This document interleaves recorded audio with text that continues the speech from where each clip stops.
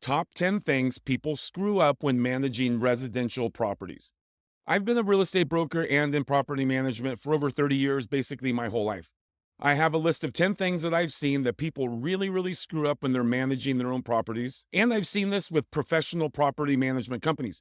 I know property management companies, there's a lot of shady stuff going on in property management, honestly.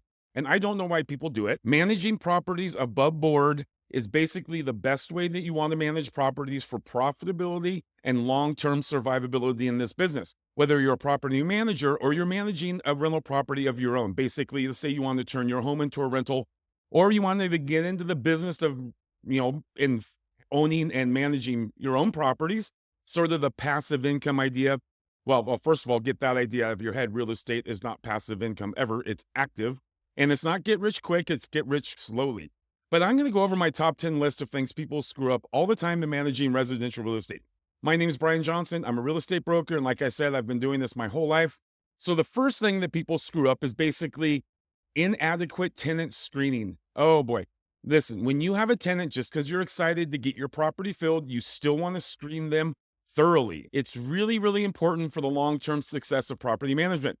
Now, first thing you've got to do with all your tenants is you have to do a credit check. You have to check all their credit. Now, you have to be consistent. Whatever you do for one tenant or potential tenant, you have to do for all of them. That's going to be in fair housing.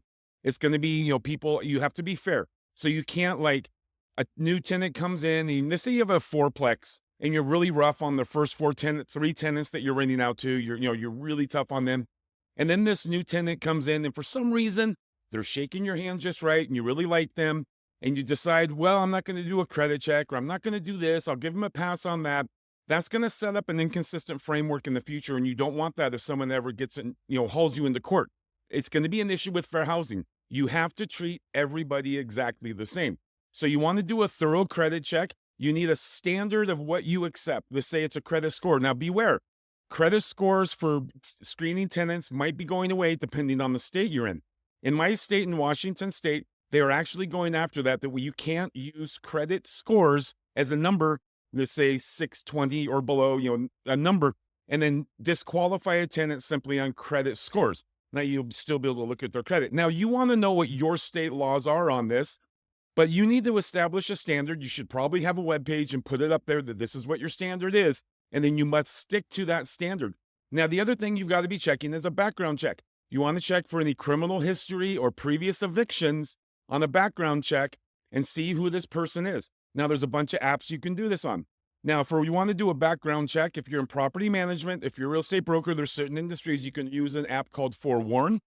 I'm not even going to provide a link in the description. It's not an affiliate product. Just look up Forewarn if you're in the real estate business. If you're not in the real estate business, it's actually tough to get access to this. But there's lots of other residential real estate management software out there, even as individual investors. Maybe you're not a company that you should be using for doing thorough background checks on your tenants. That's the first thing that we check when we look at our tenants. We want to see their criminal history and we want to see any history of evictions. Now, the other thing you've got to do is you've got to do employment verification. You want to know that they're employed. You don't want to just take their word for it. Maybe they've moved into your state and they're giving you a story. Well, I have a job, but I don't have any verification yet. Then they should have an employment letter from their boss. They should be able to give that to you. I ask for them all the time. If they say they don't have it, either it's not a job that's qualified enough, maybe it's an hourly job. Nothing wrong with an hourly job. So it depends on what your value of your rents are. If your standard is you need 3 times the rent, in gross or net income to qualify, again, it should be standardized. You want to be checking that and you want to stick to your guns on that. So one of the things we do is obviously, like I said, we look for an employment letter if they're moving into town. I might call the employer and verify this. I do that all of the time. You want to verify that what they're saying is true. You can also ask for pay stubs. I also always ask for the most 2 recent pay stubs that they've got. That's great. If they're self-employed, I ask for their tax documents for the previous year. And the other thing that you want to check is their rental history. This is really important. You want to be able to contact their previous landlords, call them and ask them what basically weird. You can't just ask anything, but you can ask certain things. Do they have any NSF checks? Do they have any outstanding debt? Do they owe money? Did they pay their rent on time? Do they have any pets? That's really important. A tenant comes to you and they say they have no pets, and you verify their rental history with their previous landlord, and that landlord tells you they've got 3 bull mastiffs that he didn't even know about, and they just moved out or they're planning on moving out in 2 weeks, that's a problem because those 3 bull mastiffs are coming into your unit. Depending on what your pet policy is, again, a consistent policy, you may not want three dogs coming into your unit. Now you've got a tenant that's hiding something. So again, the common mistakes that people make in tenant screening is relying solely on a first impression just because you like them, you shake their hand, they say the right things. Do not rely on the first impression. Do not rely on their stories. You want to back it up with documentation, phone calls, verify everything that they're saying. Now, the other thing is you want to use a standard rental application. Again, like I said about the fair housing, you want to use a standard application for all of your tenants. And you do not want to rush the process just to fill a vacancy. Happens all the time where someone really, really, really wants to get a tenant in there because maybe they have their mortgage payment coming up. They get that tenant in there and the tenant doesn't pay. And they could have verified this by looking at their rental history, looking at their credit check, verifying their income. But someone wanted to fill that vacancy really quick, and then they get someone in there who's squatting, can't pay rent, and it could have been verified beforehand. The legal considerations, the Fair Housing Act, look it up, read it, be compliant with it. Be aware of discrimination laws. You can't ask certain questions related to race, religion, or family status. You can't ask them if they're married. You can't ask them if they're a certain religion, and you can't be talking about their race. Now, none of those things really matter on whether or not a person can pay their rent anyway. So don't go there and don't even ask those questions. Documentation. Always keep records of the tenant's application and screening results for your legal protection. Good management software will keep this for you. Keep it forever. Keep it forever. Do it online. It doesn't cost you any more to have an online record. Keep that information forever. So, again, let's go over this really quickly. Best practices. Use an application form that includes all the relevant financial and personal information. Implement a consistent screening process for all applicants to ensure fairness and to minimize risks. And consider using tenant screening services to streamline the process and avoid crucial information. Property managers have access to this information in the software. You do too. Just Google it. Find one that you can afford, and you want a management system. I like Appfolio, by the way. Again, I'm not going to link to it to get an affiliate commission. Just look it up. Thorough software will help you in managing and protecting you. Now, let's talk about point number 2 when you're managing your own properties. Neglecting maintenance. You don't want to neglect maintenance on managing your own rental properties, or if you're using a property management company, do not let them neglect maintenance on your property. This is super, super important for basically tenant satisfaction and long-term profitability and tenant turnover. Tenant turnover is very expensive. You want satisfied tenants that stay there as long as they can, because when you have a vacancy, let's say it's a 3-month vacancy, and you're charging $2,000 a month, that's $6,000. That's income. That could have been going to you. Were the repairs that you could have done less than the $6,000? $5,000 goes a long way towards keeping the tenant there versus a vacancy. Plus, your repairs go up over time. We see this all the time. A $500 repair, you wait, and it can cost you a lot more over time. This is a big problem. Minor problems, a leaky faucet, can escalate into significant structural damage, water damage, and mold over time if you ignore it. Let's call it a false economy of delaying maintenance just to save yourself money. It will land you with higher repair costs later. Keep your rental property in good condition. It ensures that tenants are more likely to renew their leases, reducing, again, turnover and vacancy rates. Poor maintenance can drive away good tenants that lead to bad reviews. Also, people look you up as a property manager or as an individual, and they look you up online, social media, Google reviews, things like that. You want happy tenants. Preventative maintenance is super valuable. Conduct regular inspections and catch problems early. HVAC systems, plumbing, roofing. You want to catch this stuff as early as you can. There's big cost savings from fixing small issues before they become emergencies. So check for leaks, maintain your appliances. Landlords are responsible for providing safe and habitable living environment under your local laws.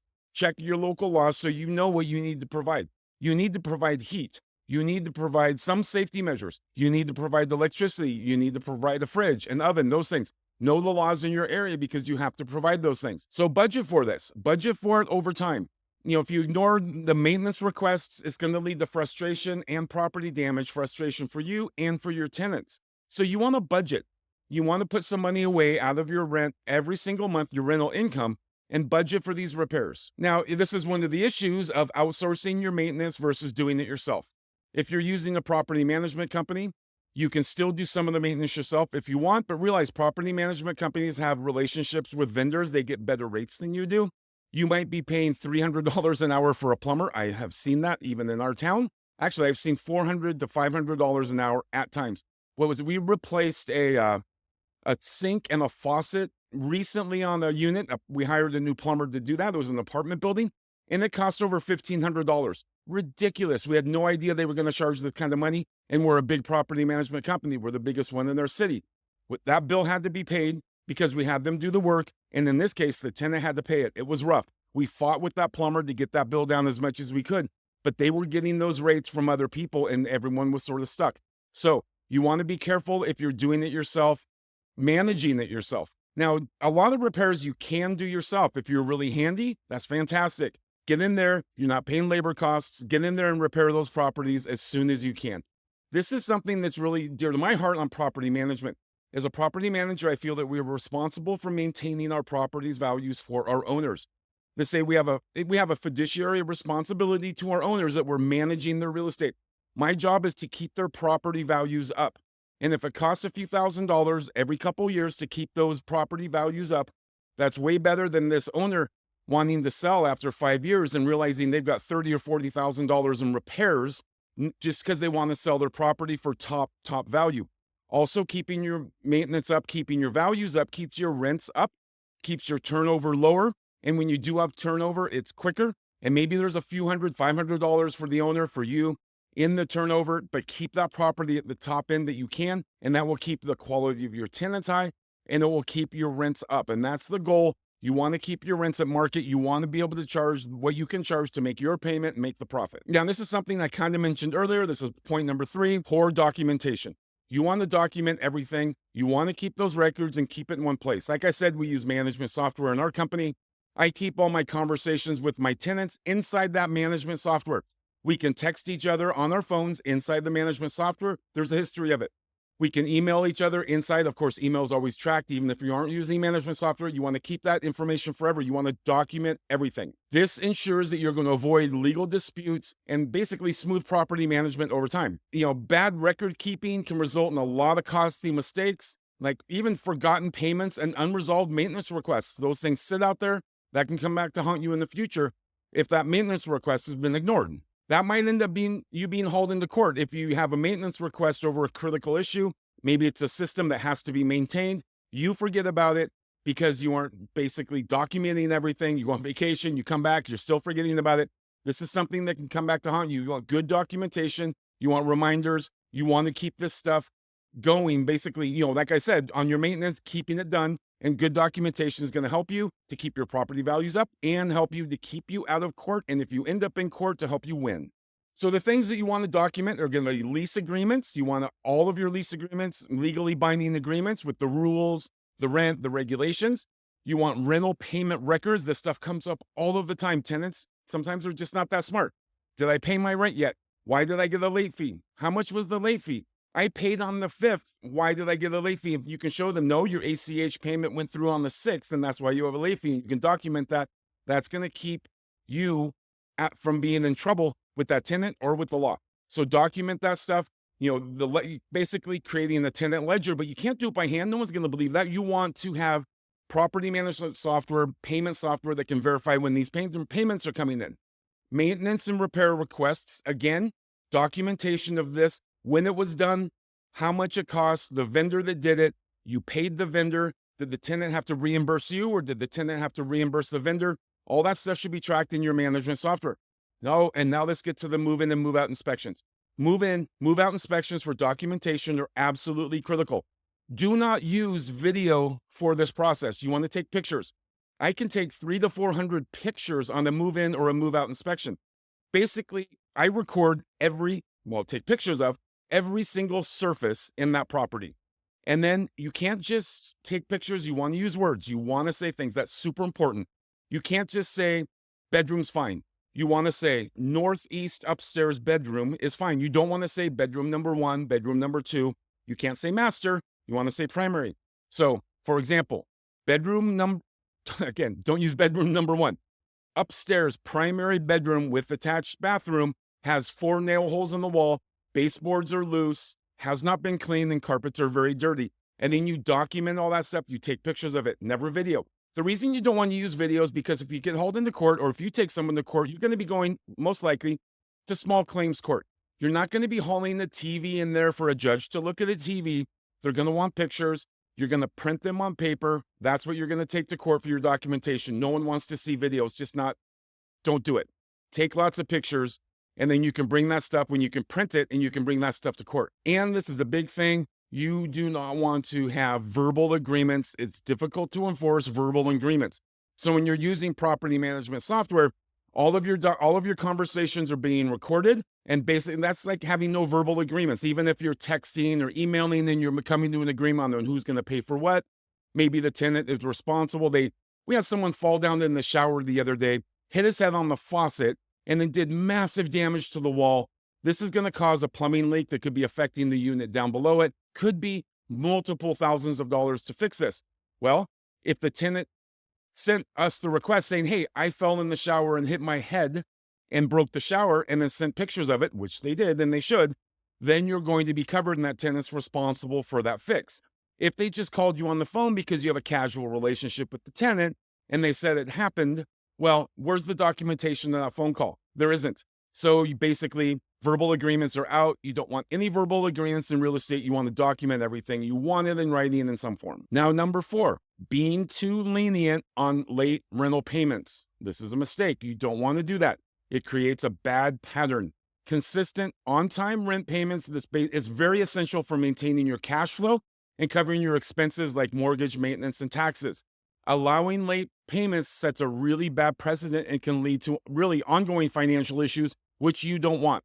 Now, landlords become, lenient for a lot of reasons. One is going to be emotional reasons.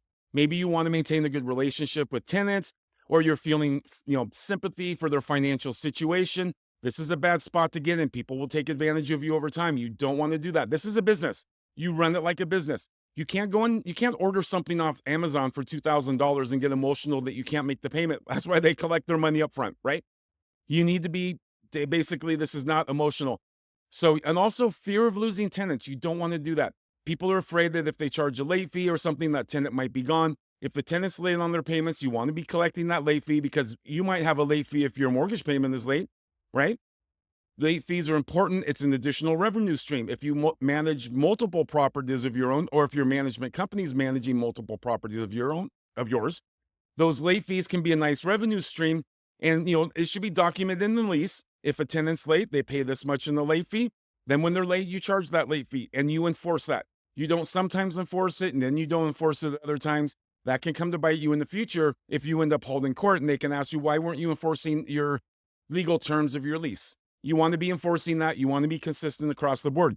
I think you're seeing, I've said this a number of times in this video, you want to be consistent with all of your tenants. Do the same thing for all of your tenants.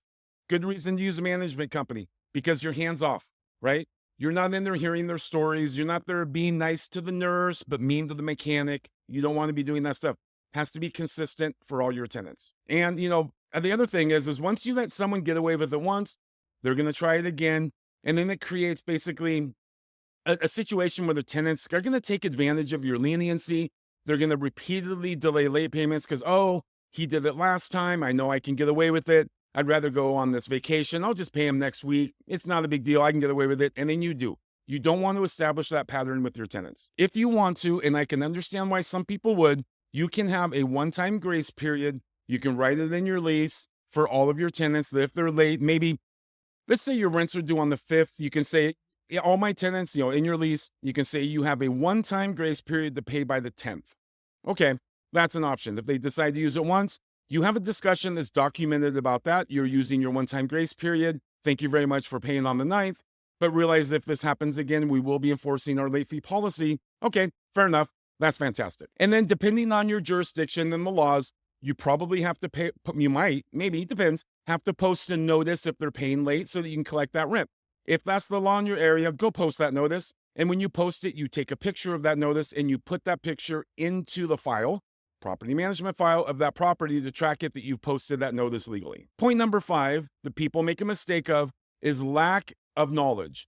Specifically, lack of legal knowledge in the industry. Lack of knowledge can lead to fines from the government or your local jurisdictions. It can lead to lawsuits, and it can even lead to losing your property rights. Know the law. You're in this business now. Know the law on managing your own rentals, or if you have a property management company, it really doesn't matter. Spend the time to know the law of rental properties, landlord rights, and tenant rights in your area. Ignorance of the law is never an excuse and can lead to really bad business. It can cost you a lot. So again, tenant rights and fair housing. Look it up.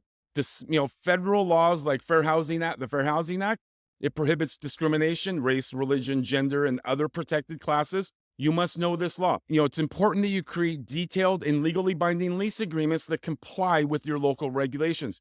If you just go get a generic lease, you go buy it online and it's super generic, that might not comply with the laws of your area, though it might have legal terms in there. You want to be complying with the laws of your area on your lease. That is going to basically save you in court. You can't just, in court, if you get hauled in there and you have a generic lease that you bought off some dude online, and you can say, well, what am I going to say to the judge? It looks legal. It has legal sounding terms. That lease better apply to your local jurisdiction, because the other side, if you're in court, is going to know the local laws, and so is that judge. So here's some common mistakes that landlords make of legal issues. Improperly handling of security deposits. This is so important. You don't want to be commingling your funds with your security deposits and your own personal accounts into the rental accounts. You want to keep those security deposits in another account, because technically that's not your money. Those security deposits are that tenant's money. You might be holding it, but that isn't your money. You can't go spend that. That's their money. Now, the other thing is illegal evictions. Evicting tenants without going through the proper legal process really can result in lawsuits, and you could lose, again, your property rights. You could end up with fines. You could even lose your property if it gets bad enough, just because you get tied up in court with a tenant and then you're not making payments and maybe you get foreclosed on. Really, that's just one of the most horrible situations you can be in. So the other thing is providing a safe and habitable property. I think I mentioned this earlier. Be careful that you know what the laws are in your area for what you need to provide for a safe and habitable property. But just basically, you don't want to be the city's worst slumlord. Honestly, you really don't. That's not the most profitable way to do business. There's basic stuff that you need to provide your tenants and your rentals. Know what those things are. Like I said earlier, ovens, heat source, plumbing, basic security, things like that. That's legal stuff that you need to provide as a landlord. That's the most basic stuff. Of course, most of you understand you're going to be doing that anyway. This shouldn't be really a heads up to people that you have to do this. But believe me, we take over other management companies' properties, and we see some horrible, horrible conditions out there of management companies that aren't even maintaining some of this stuff. Now, the other thing is going to be, this is what's called mistake number 6, do-it-yourself overload. There's an appeal to do-it-yourself property management. You think you're going to save a lot of money on fees. You might, but you might not. Different management companies are going to charge different fees. I'm not even going to go over what those fees could possibly be, but there could be fees based on the gross rents, and then there could be fees based on other things, like when unit turnover happens, when maintenance requests happens. So there's a lot of different fees that go on in real estate management like that. But I understand why people choose to manage it yourself, saving money, hands-on control, pride of ownership, things like that. It can work in smaller portfolios, but the more properties you get, it can really become overload. Then you start missing a lot of things.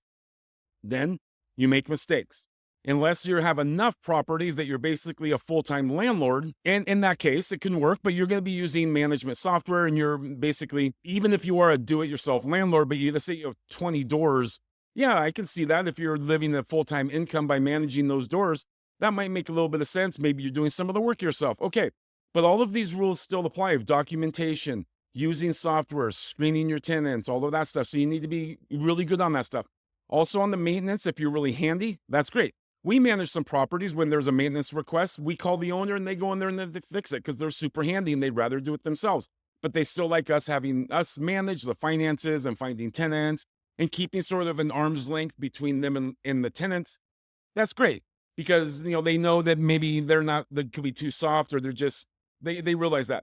Oftentimes these owners might go in and do some of that work and not tell the people that they're the owner, but they're going to go in there to fix the oven, for example. They also get a chance to walk into the property and see the condition it's in. Okay, fair enough.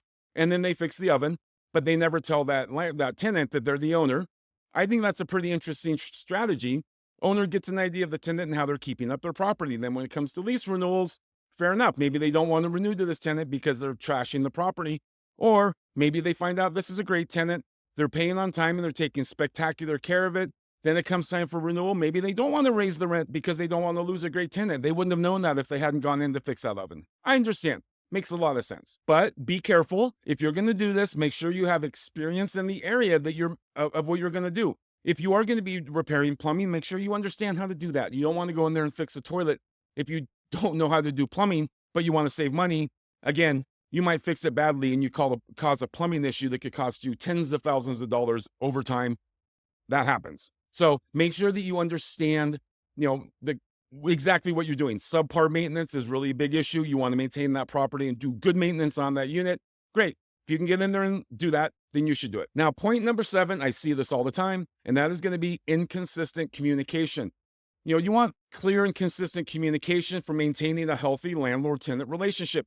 You don't want them reaching out to you for something they need done, and then it takes you 3 or 4 weeks to get back to them. Again, that 3 or 4 weeks could be super, super critical if there's damage to the property. You can get misunderstandings that way, tenant dissatisfaction, and really potential legal issues that can happen really, really quickly if you're not consistently communicating. And really, if you're in business, if you're being a landlord and you're managing properties of your own, you're a business person at this time. This is one of the most important things in business that you need to always be aware of is consistent and clear communication that happens quickly. You don't want to let things sit around. Being communicative, reaching out, answering the phone, returning calls, returning texts, and doing it quickly is super important for any business, but it's also important in this role too. And it's fair to have clear communication channels. If you only want to email with your property manager or your tenant, then you state that. We communicate by email, and that's the only way we communicate.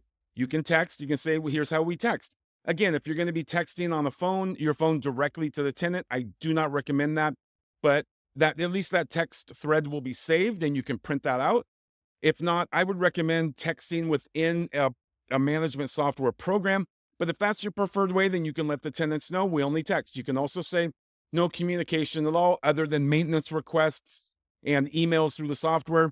But you need to be consistent with that way that you're communicating. And, this is setting expectations. Make them clear and be consistent. Don't say you can only email and then you reach out by a phone call. So be consistent with your communication standards. And you want regular check-ins. You can have an inspection every 6 months. You might have to post notice. You will have to tell the tenant that you're going to be coming in there. Maybe if you have a good relationship with your tenant, again, be careful with that. But saying, hey, I want to do an inspection, a 6-month inspection, next Tuesday at 4 o'clock, reach out to the tenant. They may say, well, we have to do it at 7 p.m. Great. Go in there. One of the things you can do if you're it's awkward on how you want to say this, say you want to do a safety check because you should. I need to get in the property to check that the smoke detectors all have batteries, aren't outdated, and are operational. I'm going to come in next week. Post that notice if that's what's required. Go in there and check those smoke detectors, replace those batteries. You should anyway. You don't want smoke detectors defaulting because you can lose your property. So get in there, check out that property, and replace those batteries on that smoke detector. Now, point number 8, again, we see this one all the time. That's not budgeting for vacancies. You want to have a budget for vacancies. You don't want to be a property investor that basically has no money and you can't afford repairs and the unit goes vacant. It can go vacant for 3 months, even in a pretty decent market. Maybe the tenant's going to be out and then they ask for some extra time. Okay, well, you have a problem. What if you give them that extra time? You're not collecting rent. Now you've got a vacancy. You should always collect that rent, by the way.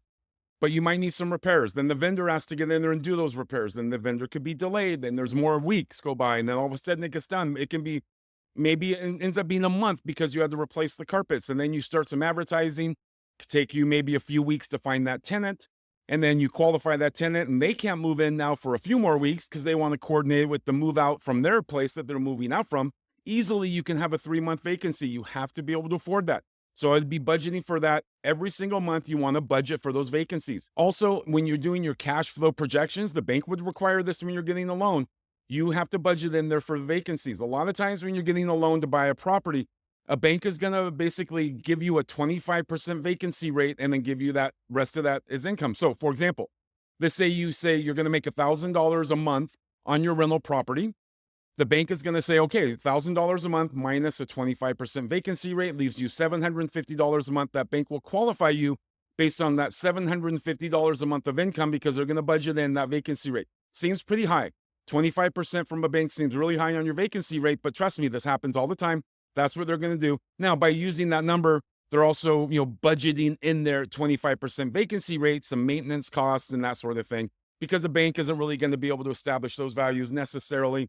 It depends on the property. I've heard many people say, and you can look this up online too, that, residential real estate, like let's say a single family house over time could really have a 50% expense ratio. It really can. Roofs are expensive, things like that. So a bank is going to, qualify you with a 25% vacancy rate. So you want to be able to budget that into your financial projections too. I wouldn't budget in 25% on your budget predictions because you can also put in their maintenance stuff.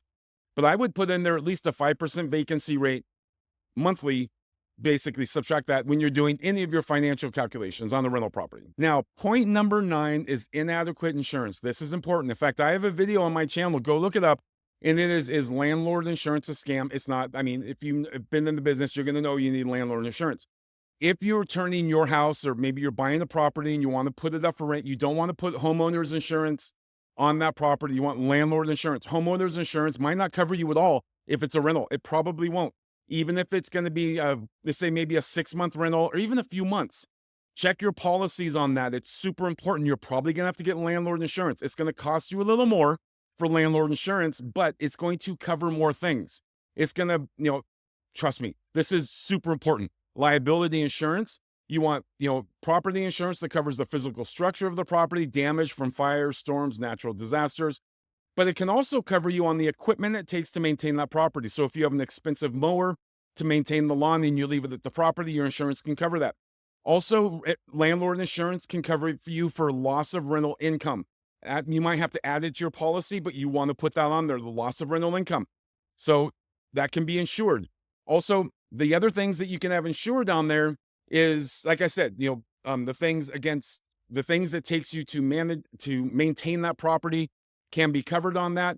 Also, liability, lawsuits, health issues. If you have a tenant that falls down and hurts themselves and they have medical costs, even if they're drunk they're throwing a party and they hurt themselves, they can try and come after you for that. And insurance can help cover you for that. So that's, again, super important. Liability insurance from your tenants if you get sued. Also, we require all of our tenants to maintain tenant insurance. Tenant policies are out there. They need to do that. Make sure all of your tenants have tenant insurance and they maintain those policies. They're not expensive. They can be, I see them as low as $10 a month. Sometimes they can be $20 a month, depending on personal property, how much they cover. If our tenants do not provide tenant insurance, we put them on our tenant insurance policy within our software and they get charged for that and they pay for that. Every single tenant needs to have tenant insurance. Now, point number 10 is lack of boundaries with tenants. You really must have boundaries. You must establish those boundaries with your tenants, and then you must maintain that throughout their tenancy. This is, again, all of these points are super important. This is number 10. It doesn't mean it's the least important. This is important of having boundaries. It creates professionalism. It avoids conflicts. It keeps tenants from trying to take advantage of you if you have that boundary. Let's say you collect that rental, that late payment. That's a boundary. You collect that every time. That way they won't take advantage of you. If they are late, you want to have that relationship set up, clearly defined upfront. And also, this is another one. You will have some tenants that have excessive maintenance requests. Maybe like they put a hole in the door. They'll put in the maintenance request. Maybe they just don't like the cobwebs up and too many spiders. They might put in the maintenance request. Let them know upfront what things you're willing to cover and what their responsibilities are, and then stick to that. Otherwise, they might be asking you to get rid of bees that are outside the property. If you provide a pest-free property, you want to put that in your lease. You've provided a pest-free property. Then if they have pests later on, that's their responsibility. They were not maintaining that property themselves. Then you can enforce that, charge them for pest removal. Maybe they're dirty. They're not keeping their places clean. They're not maintaining the yard. They're not maintaining the outside. They need to be doing that. But you need to establish that in your lease, what those policies are. And then that way, like, for example, you don't want to be out there because they let pests in the house. That wasn't you that let them in. That was the tenant. That should be their responsibility. So setting those boundaries ahead of time is going to be really, really important. Then also, Another thing is unpermitted property use. Tenants bringing in unauthorized roommates, you don't want to do that. You want to have it established in your lease that anyone that stays there, for example, over 72 hours must be a qualified tenant.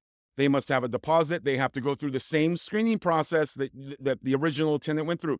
Here's what you don't want to happen in that case. Tenant says, oh, my friend's going to live with me for a couple weeks. That friend's living there for a couple weeks. Tenant moves out, but the new tenant is now paying rent, and you don't really know what's going on. You're still receiving the rent check. Maybe you're not paying attention to who's on the check. Maybe it's ACH deposit you don't really even see. You're happy the rent's coming in. 6 months later, you find out that you're a tenant the tenant that you qualified with their credit and income and rental history check isn't even living at the property anymore. Now you've got someone else living there. You don't know their credit. You don't know their ability to pay. You don't know their rental history. They could be in there trashing the property. What are you going to do? You're probably going to have to go over after the other tenant if there's a problem, but are you going to be able to get money from this other tenant if they live in another state? What if it's $1,000 in damage and the tenant lives in another state? You might, taking them to small claims court. That's going to be tough. So, you want to make sure basically that your, unpermitted use of the property is being enforced, that they can't do that. Can they store things on the property? Can they store a trailer? Does one trailer turn into 20 trailers? You have to enforce that. If we don't allow people to leave trailers on the property, one shows up, we make them move it. If we give them the ability to do that, it'll be in our app, our management app, and we will have a conversation that's recorded. Yes, you can keep your RV on that property, but it's going to be descriptive. Here's the RV. Here's the license plate number. That one is allowed to be on the property. Same with pets. If you don't want to just say, hey, you can have a pet at the property. You want to say, you want to have a pet addendum that documents the pet, your pet deposit. I put on there the name of the pet, the breed, the type of pet it is, the weight, and the age. Because if you just say, yeah, you can have that pet, and they tell you it's a small poodle, but you don't document that, you just say a pet. And then 6 months later, the property is destroyed, and you find out they have a St. Bernard in that property that you never would have allowed in the first place. You gave them approval to put a pet in there. You didn't say what kind. That's important. So, here's a term. This is going to be, this makes sense if you watch this whole video. You are not their friend. You are their landlord. Keep it to that. If they're your friend, actually don't rent to your friends. Make them rent somewhere else. That will turn your friend into an enemy quicker than anything. Just remember that. You're not their friend. You are their landlord. Treat the entire relationship professionally like that. This is not a friendship. This is business.